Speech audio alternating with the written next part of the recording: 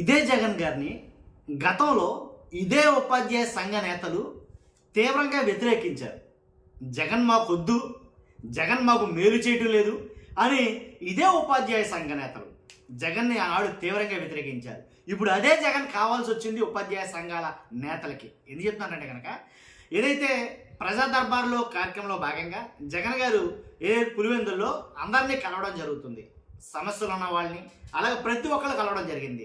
అక్కడికి వెళ్ళి ఉపాధ్యాయ సంఘ నేతలు జగన్ గారిని కలిసి వినతి పత్రాన్ని ఇచ్చి తమ సమస్యలు చెప్పుకున్నారు.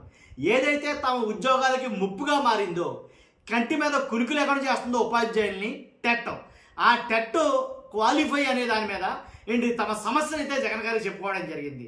జగన్ గారు ధీమా ఇచ్చాడు, భరోసా ఇచ్చాడు, హామీ ఇచ్చాడు, అది వేరే విషయం. కాకపోతే ఇదే ఉపాధ్యాయ సంఘ నేతలు అప్పట్లో తీవ్రంగా వ్యతిరేకించారని ఎందుకు చెప్తానంటే కనుక, ఖచ్చితంగా మీరు గుర్తుపెట్టుకోవాలి. ఏదైతే సిపిఎస్ రద్దు చేస్తానన్నారో రద్దు చేయలేదు. కాబట్టి అందువల్ల జగన్ గారికి ఎన్నికల్లో తీవ్ర ప్రభావం చూపించారు వీళ్ళని చెప్పాలా. వాస్తవం మాట్లాడాలంటే కనుక ఉపాధ్యాయ సంఘాల నేతలు ఉపాధ్యాయులందరూ కలిపి జగన్ గారిని వ్యతిరేకించారు. దీంట్లో ఎలాంటి డౌటు లేదు. కానీ ఇప్పుడు జగన్ గారే దిక్కయ్యాడని చెప్పాలి. ఒక్క మాటలో కొండబద్దలు కొట్టినట్టు మాట్లాడాలంటే కనుక, ముసుగులో గుద్దులాట లేకుండా మాట్లాడాలంటే కనుక జగన్ గారే దిక్కయ్యాడు నేడు. ఎందుకంటే ఉపాధ్యాయ సంఘాల కోసం న్యాయ పోరాటం చేయబోతున్నాడు. ఎవరైతే వ్యతిరేకించారో వాళ్ళ కోసమే న్యాయ పోరాటం చేయబోతున్నాడు జగన్మోహన్ రెడ్డి గారు. ఎందుకంటే టెట్ క్వాలిఫై అయితేనే దశాబ్దాల కిందట ఉపాధ్యాయులుగా నియమించబడ్డ వాళ్ళు ఇప్పుడు టెట్ క్వాలిఫై అయితేనే మా బ్రతుకారంటే దాని పర్యవసానం ఏంటి, దాని పరిస్థితులు ఏంటి? ఓ పక్క నుంచి వాళ్ళు చెప్తుంది ఏంటంటే, ఎప్పటికప్పుడు మారుతున్న రోజులు బట్టి అప్డేటెడ్ అవ్వాలి. ఖచ్చితంగా ప్రతి బోధన అనేది సంవత్సరం మారుతుంది. బోధన నియమావళి అనేది దానికి అనుగుణంగానే మారాలి కదా. అందుగురించే ఈ టెట్ ఖచ్చితంగా క్వాలిఫై అయ్యనే నిర్ణయం తీసుకున్నామని వాళ్ళు మాట్లాడుతున్నారు. ఏదేమైతే మాకు అది గుదిబాడలా మారే పరిస్థితి ప్రమాదం మాకు ఉంది. మమ్మల్ని కాపాడండి మహాప్రభు అని అయితే కనుక జగన్ గారి దగ్గరికి వెళ్ళడం అయితే జరిగింది. ఉపాధ్యాయ సంఘ నేతలతో పాటు ఉపాధ్యాయులందరూ కూడా జగన్ గారి దగ్గరికి వెళ్ళటం అయితే జరుగుతుంది. జగన్ గారిని విజయవాడలో దొరికితే విజయవాడలో, లేదు ఇక్కడ లేదంటే అమరావతి, లేదా ఎక్కడ దొరికితే అక్కడ, కనీసం ఆఖరికి పులివెందుల్లో కూడా వెళ్ళి కలవడం అయితే జరిగింది. నేను చెప్తున్నది అదే. ఆనాడు చాలా వ్యతిరేకించారు. జగన్ గారు చేసింది ఏంటి అని మాట్లాడిన వాళ్ళు కూడా చాలామంది ఉన్నారు. ఇదే సంఘ నేతల్లో, ఉపాధ్యాయ సంఘాల నేతల్లో కొంతమంది జగన్ గారు ఉపాధ్యాయులకు కానీ లేదా విద్యా వ్యవస్థకు కానీ చేసింది ఏంటి, ఏం వనగూర్చాడు జగన్మోహన్ రెడ్డి గారు అని మాట్లాడిన వాళ్ళు ఉన్నారు చాలామంది. ఏంటంటే కనుక నాడు నేడులో మనబడి నాడు నేడు కార్యక్రమాల కారణంగా ఉపాధ్యాయుడు కూర్చున్న సీటు పైన ఏదైతే ఆ బిల్డింగ్ ఉందో ఆ బిల్డింగ్ పెచ్చులు పడిపోతే చాలా ప్రమాదాలు జరిగి పిల్లల తల మీద పడిపోతే తలల పగిలిపోయిన సందర్భాలు.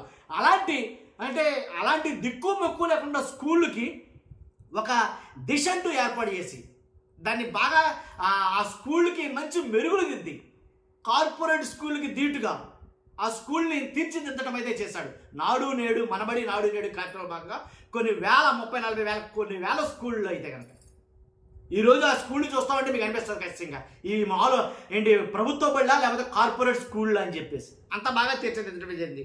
బోధనేతర పనులు అప్పటి వరకు ఉపాధ్యాయులకి ఒక పని కాదు, మొత్తం అన్నింటికి వాడుకునేవారు ఉపాధ్యాయుల్ని గత ప్రభుత్వాలలో. యాప్లని దాంట్లో ఇన్ఫర్మేషన్ తీసుకురాని అని చెప్పేసి సర్వేలు అని చెప్పి రోడ్లు ఎక్కించి ఇంటింటికి గడప గడపకి తిప్పి స్కూల్లో ఉపాధ్యాయులు లేకుండా ఎంతసేపు ఇంకా రోడ్ల మీద ఉండేటట్టుగా గత ప్రభుత్వాల్లో చాలాసార్లు జరిగినాయి. ఇలాగా జగన్మోహన్ రెడ్డి వచ్చిన తర్వాత అది వద్దు, బోధకుడు బోధనేతర పనులు చేయడానికి వీలు లేదు, వాళ్ళు బోధించాలంతే పాఠాలు, కాబట్టి వాళ్ళ స్కూళ్ళకే పరిమితం చేయండి, బోధనేతర పనులు వాళ్ళకి అప్పచెప్పొద్దు, అవుట్ ఆఫ్ టాపిక్ ఏది వాళ్ళకి అవసరం లేదు, అసలు ఎందుకు పంపుతున్నారు మీరు, కాబట్టి వాళ్ళని దానిగా ఉపయోగించండి అని ఆపినవాడు జగన్మోహన్ రెడ్డి గారు. అంతేకాదు సబ్జెక్టు టీచర్ విధానం 3వ తరగతి నుంచి అమలు చేశాడు. బైజూస్ అవి ఇవి అసలు ఒక మాట చెప్తారండి. ఎలా అంటే ఓటు హక్కు లేని విద్యార్థిని బడి పిల్లాడిని పట్టించుకున్న ముఖ్యమంత్రులు ఎవరైనా ఉన్నారా చరిత్రలో అంటే కనుక అది జగన్మోహన్ రెడ్డి గారే. దాంట్లో ఎలాంటి జరుగుతలేదు.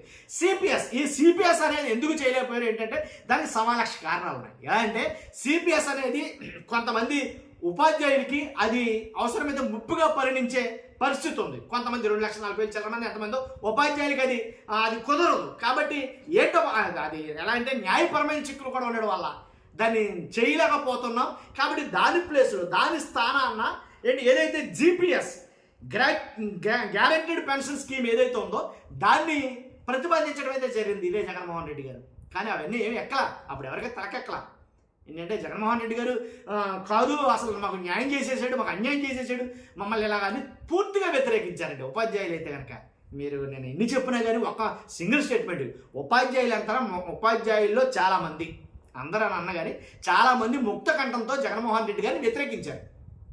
ఈరోజు పరిస్థితి ఏంటంటే కనుక జగన్ గారు ఇప్పుడు హామీ ఇచ్చి న్యాయ పోరాటం చేస్తేనే తప్ప వాళ్ళకి పరిస్థితులు కంటి మీద కురుగు పట్టే పరిస్థితి లేదు.